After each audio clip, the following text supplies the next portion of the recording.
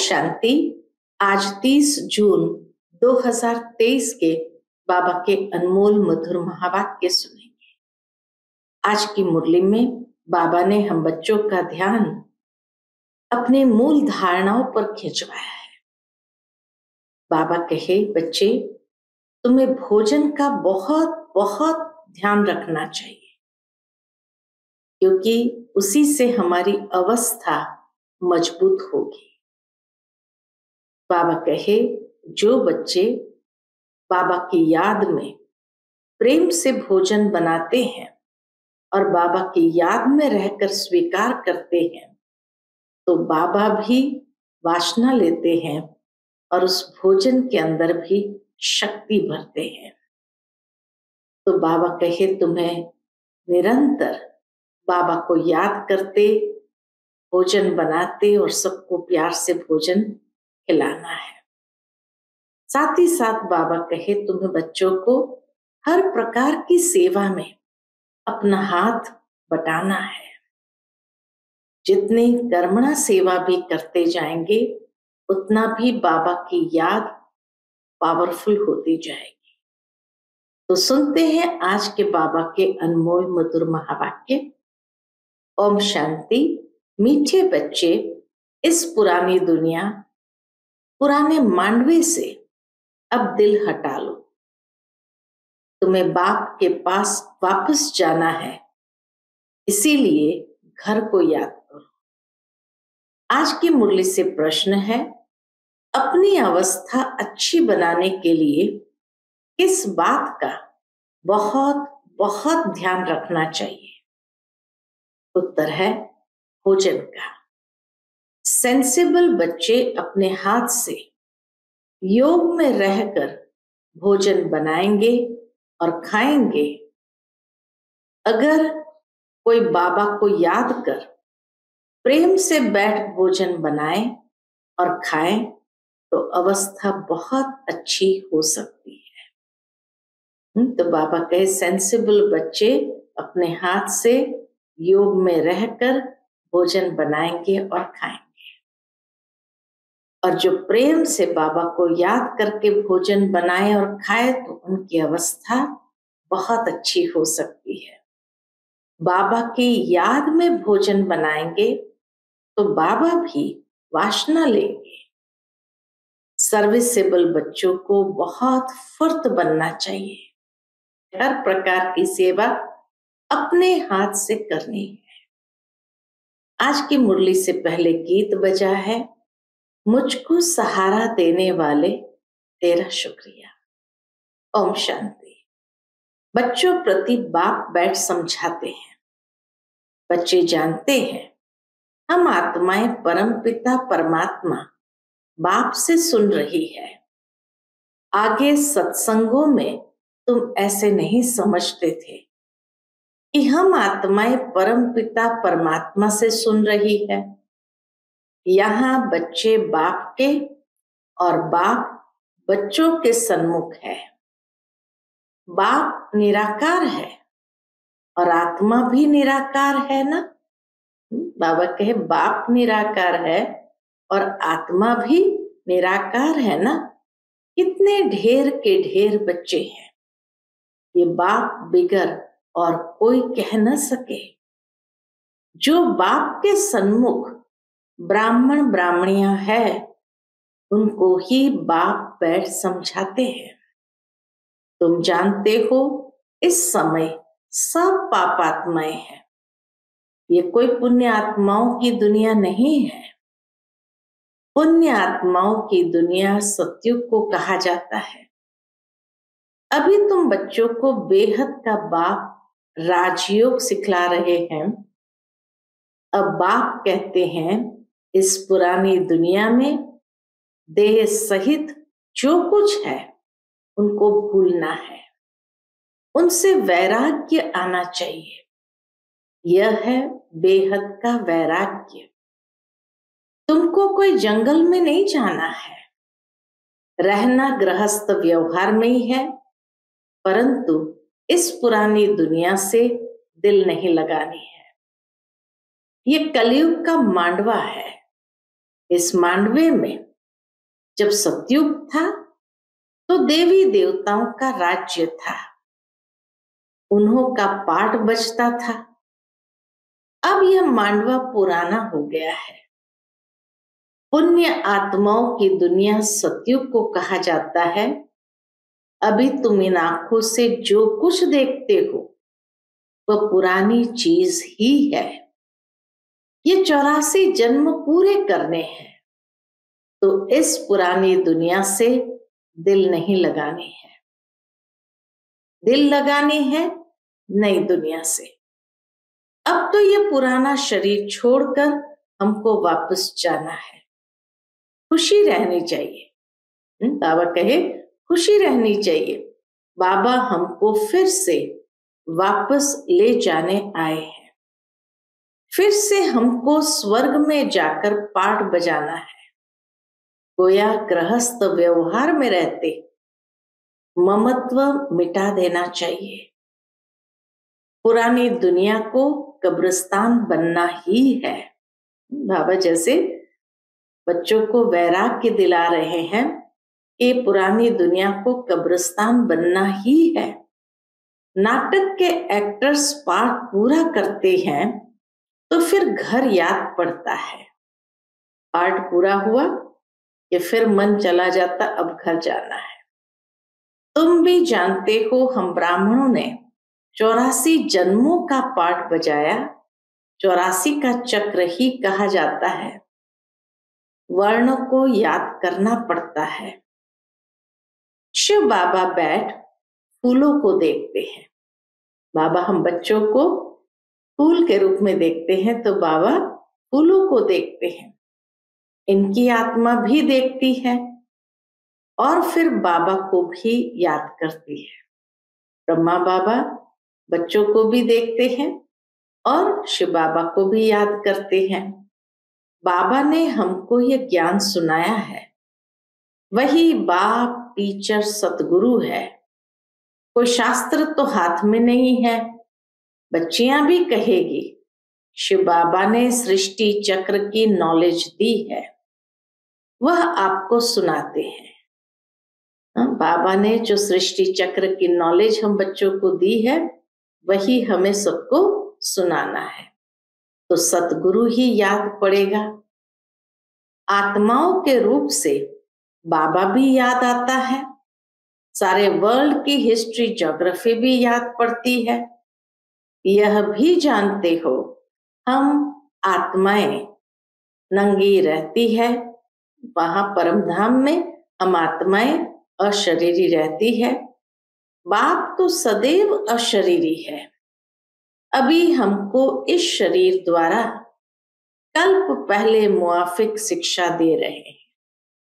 बाबा तो अशरीरी है, फिर संगम युग पर आकर के हम बच्चों को ब्रह्मा बाबा के शरीर द्वारा शिक्षाएं देते हैं, कल्प पहले की तरह। बरोबर हम आत्मा है। पुण्य आत्मा पाप आत्मा कहा जाता है। पाप व पुण्य परमात्मा नहीं कहा जाता है। सन्यासियों को भी महान आत्मा कहेंगे। अगर परमात्मा सर्वव्यापी हो तो महान परमात्मा कहा जाए? ऐसे तो हो नहीं सकता कि परमात्मा बैठ यज्ञ तप आदि करे। भगत भगवान को ढूंढते हैं। यह भी ड्रामा के अंदर भक्ति मार्ग की नूंद है। तुमको फिर से 21 जन्म सुख भोग, फिर 63 जन्म भक्ति मार्ग के अंदर चक्र में आना है। तुम जानते हो हमारा पाठ सबसे न्यारा है। हर एक अविनाशी आत्मा को अविनाशी पाठ मिला हुआ है। शरीर तो खत्म हो जाता है, आत्मा कहती है हमने 84 जन्म का पाठ बजाया।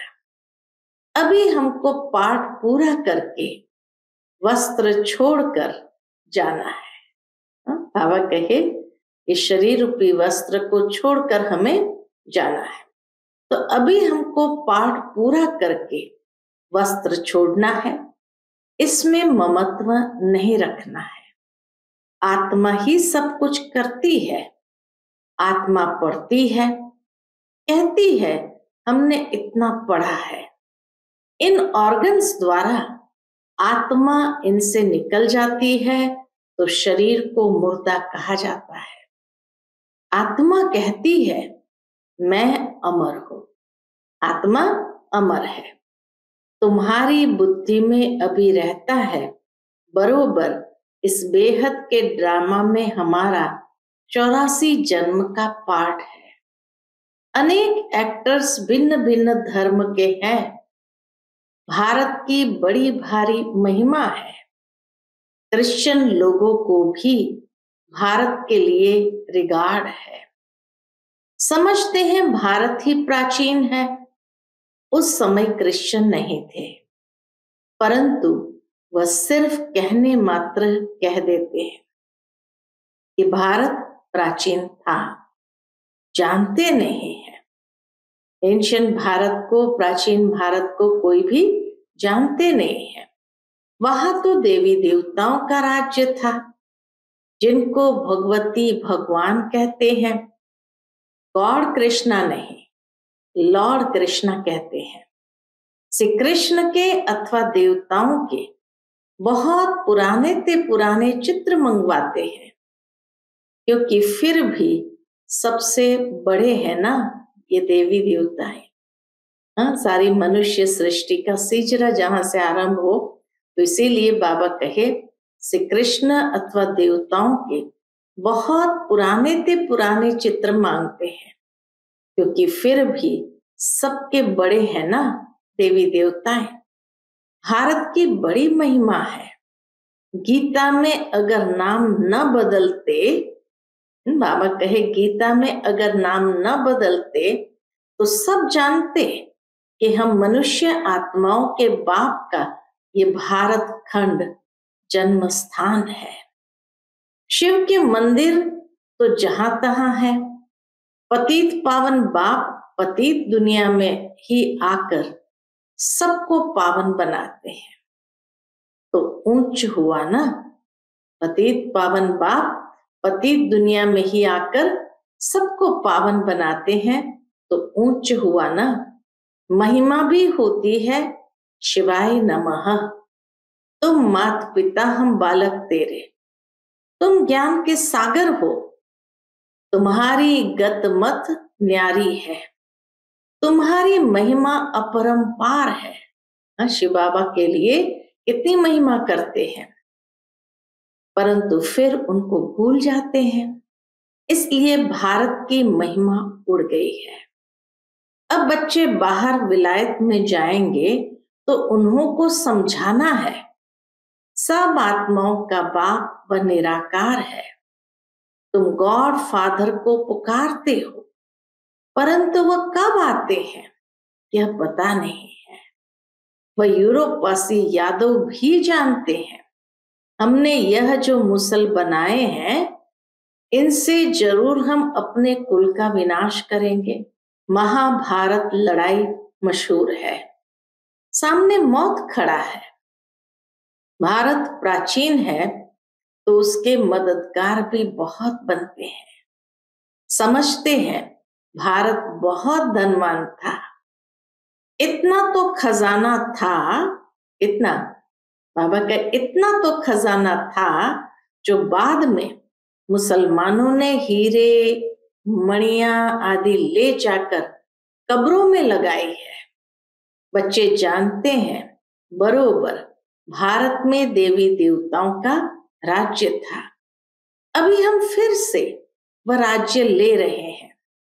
सिवाय योग बल के कोई विश्व का मालिक बन न सके। क्रिश्चियन लोग हैं एक ही धर्म के, फिर भी आपस में लड़कर अपने कुल का विनाश कर देते हैं। यादव कुल वाले मुसलों द्वारा आपस में लड़ते हैं।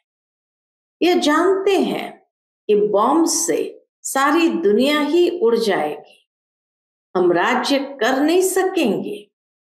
तुम जानते हो दो बंदर लड़ेंगे, मक्खन बीच में हमको मिल जाएगा।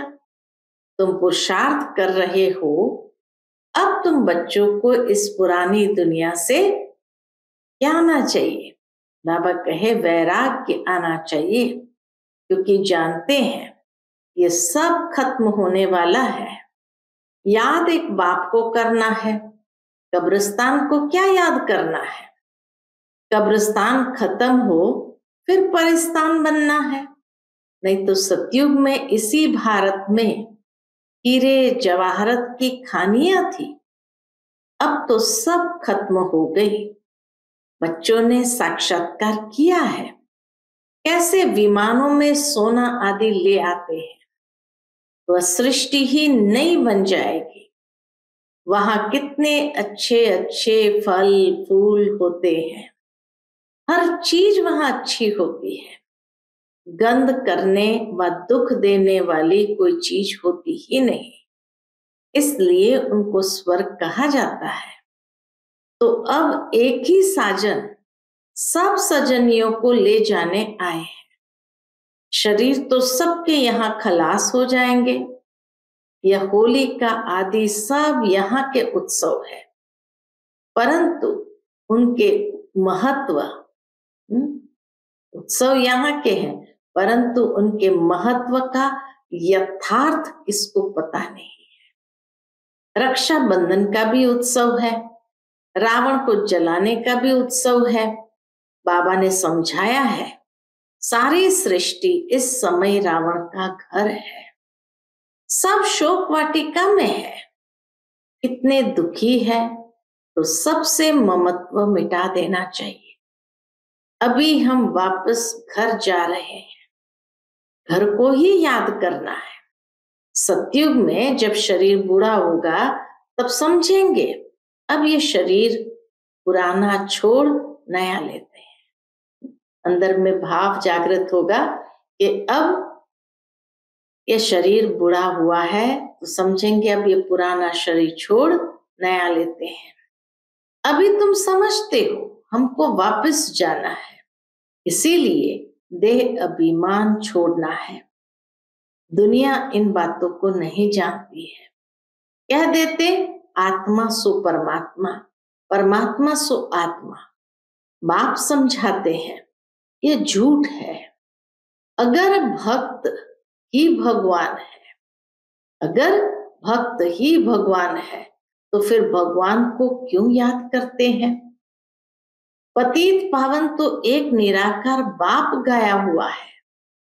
कहते हैं मुझे पतित दुनिया में ही आना पड़ता है, फिर इनको और तुम सब बच्चों को पावन बनाता, सारी दुनिया को पावन बनाकर वापस ले जाता। वहां परम धाम में सब आत्माएं पवित्र ही रहती है।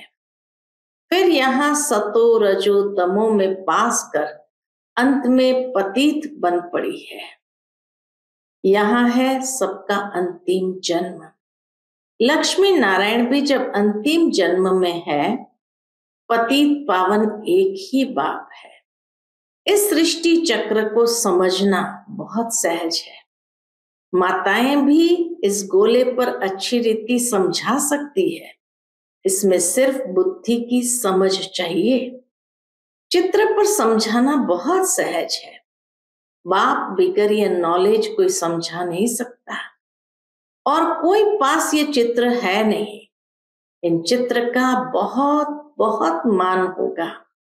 बाबा कहते हैं जो पढ़े लिखे हैं उन्हों को यह झाड़ त्रिमूर्ति का चित्र भेजो, विलायत में भी भेज दो, इनसे फर्स्ट क्लास सर्विस हो सकती है।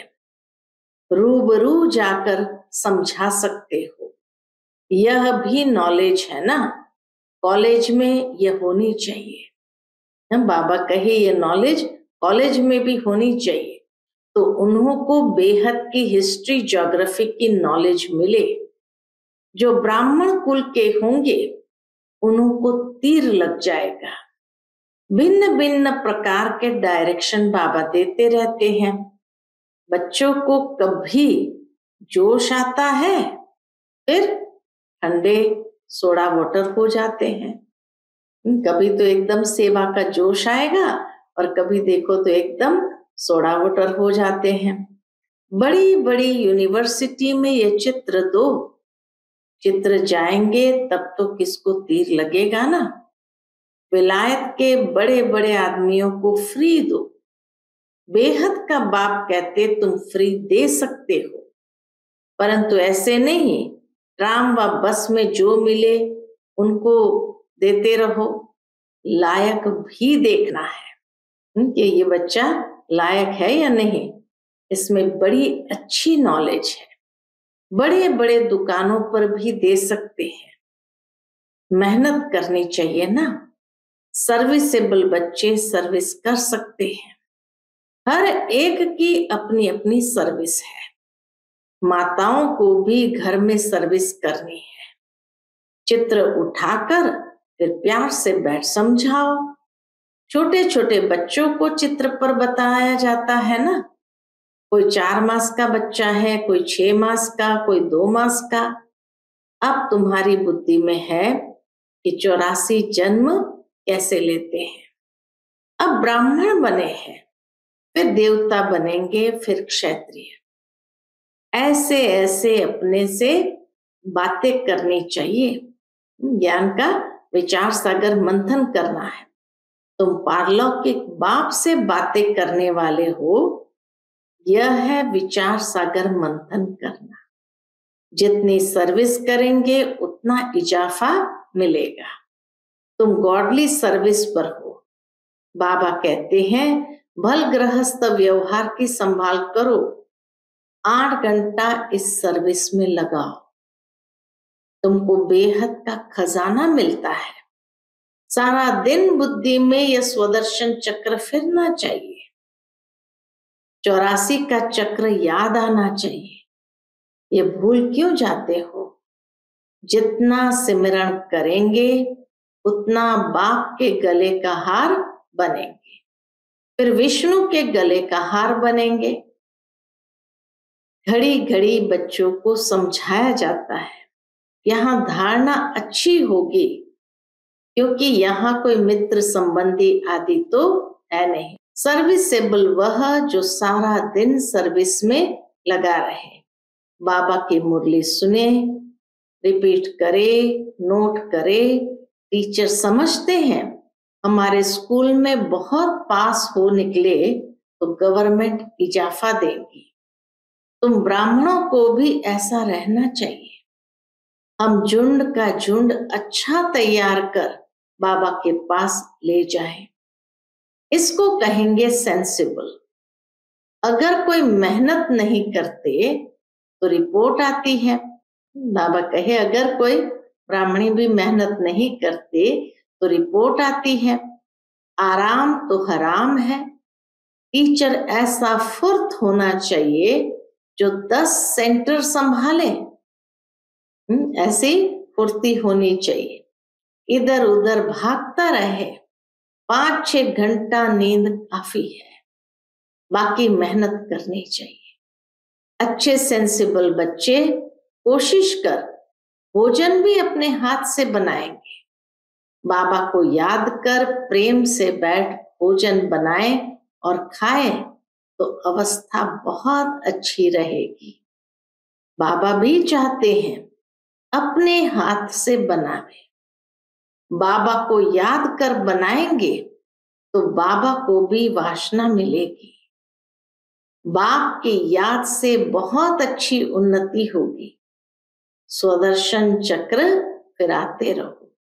अच्छा, मीठे मीठे सिकिलते बच्चों प्रति माता पिता बाप दादा की याद प्यार और गुड मॉर्निंग। रूहानी बाप की रूहानी बच्चों को नमस्ते।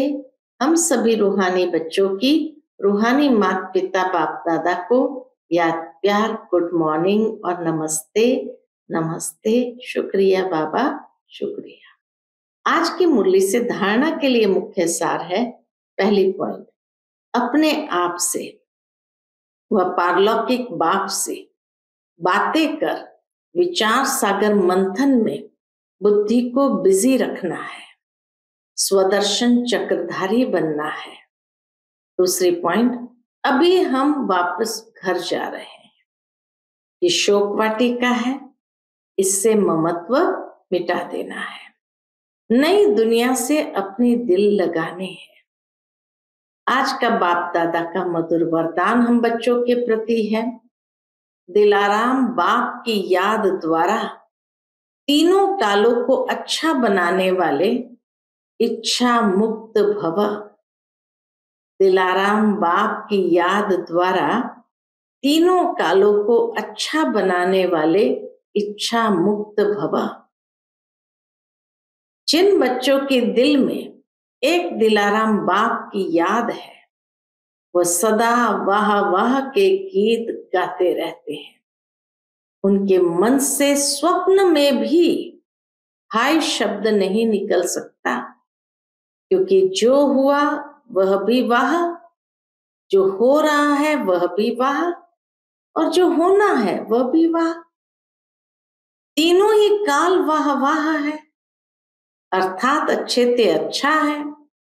जहां सब अच्छा है वहां कोई इच्छा उत्पन्न नहीं हो सकती, क्योंकि अच्छा तब कहेंगे जब सब प्राप्तियां हैं। प्राप्ति संपन्न बनना ही इच्छा मुक्त बनना है।